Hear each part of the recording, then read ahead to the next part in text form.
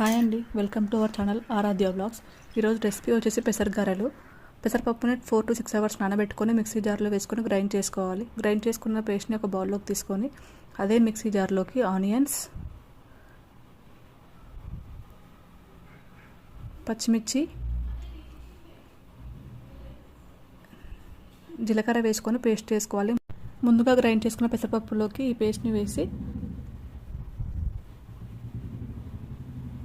పెసరపప్పుని కొంచెం వేసుకొని సన్నగా తురుముకున్న ఆనియన్స్ ఒకటి, కరివేపాకు, కొత్తిమీర, సాల్ట్ వేసుకొని బాగా కలుపుకోవాలి. స్టవ్ మీద కడాయి పెట్టి ఆయిల్ హీట్ అయ్యాక గారెలు వేసుకోవాలి.